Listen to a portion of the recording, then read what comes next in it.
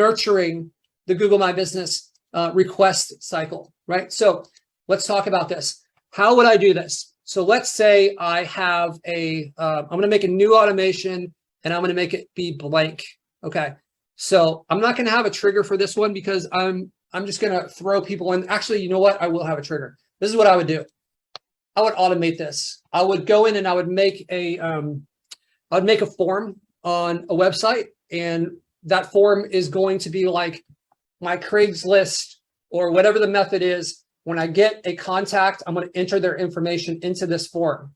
Okay, so I'm going to put in their name, their email, their phone number, and I'm going to go over here and I'm going to set up a filter that says, okay, it's going to be for this like Craigslist company that I have. We'll pretend that this is Carol's Roofing. So if a new form submission comes in for my like GMB nurturing or my Get a GMB website, then I'm going to send a email, right? So this person has agreed to give me their that I can send a postcard to their house. So maybe I've had the conversation depending on how I set up my sequence, and I know that my Google My Businesses take like maybe 4 days for them to show up, right? Or maybe they take 5 days, and I'm going to put this as 4. Okay, so here's what I'm going to do is I'm going to say hi, and I'm going to pull in the person's name, right? So this is the person that I filled out on my own little GMB nurturing site. So the contact is the lead that comes in, and because I have it set up as a form, person's name I'm filling in into this form is the contact. So I could say, hi, just wanted to give you a heads up. Your postcard should arrive tomorrow.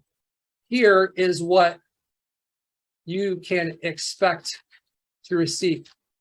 Okay, so for this company, I'm going to set up the logo to be the Google My Business postcard, right? And I'm going to drag over this logo. So now they're going to get this email, and it has this logo on it. It has this picture of the Google My Business. So right, so I put them in this form, and then I don't have to remember to follow up with them because LeadSnap's going to do it for me 4 days from now. It's automatically going to send them an email. I can also have it send a text, right? Maybe I want to send a text message that says, hey, and I'll grab their first name again.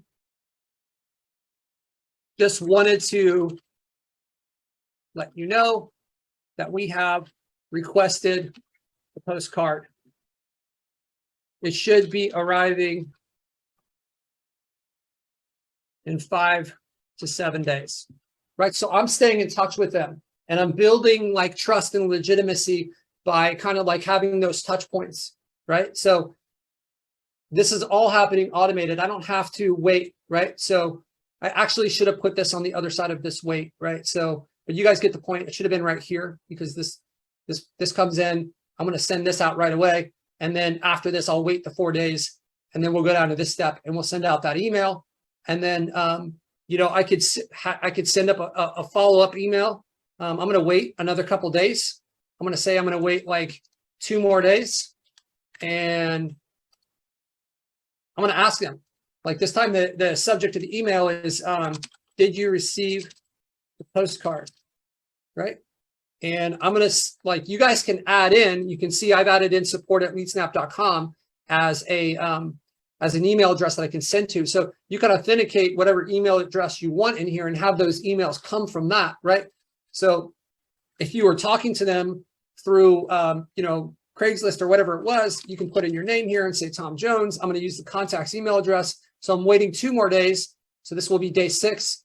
And you're like, hey, I'm going to grab their first name again. Just wanted to check to see if you received the postcard. If so, can you send over the code? Right? What is the best way to pay you? Right? Let's get that in there. Just let them, let's incentivize them. Best way to pay you. Here's what we do. We can do Zelle, PayPal, Cash App, Venmo, right? So we can pay people all these different ways. And between those, we can usually get them taken care of. So this automation and this follow-up, look, guys, if you guys are missing the timings of this, it's real easy for this person. They've got their own life. It's real easy for them to become disconnected, and they don't care about this Google My Business as much as you do. Some of these people do, like $50 to somebody, or 20, like however much you're paying them. That could mean the difference for some of these people with like eating or not, or something. Like you're not going to have people on here. You're not going to have like an attorney who's trying to pick up an extra $50, or some like doctor, like, oh, I need to like collect this postcard. It's going to be people that need money most of the time. But the follow-up sequence and like making sure that you are touching them at the right time is essential for getting those postcards, because they can look like junk and they can get thrown away. They can forget who you are. Maybe they were like having a drink at 2 a.m. and they just like, yeah, I'll do this. And then they forget about it the next day. So it's important to stay in touch with them, and building out an automation sequence to help you manage that is very, very useful.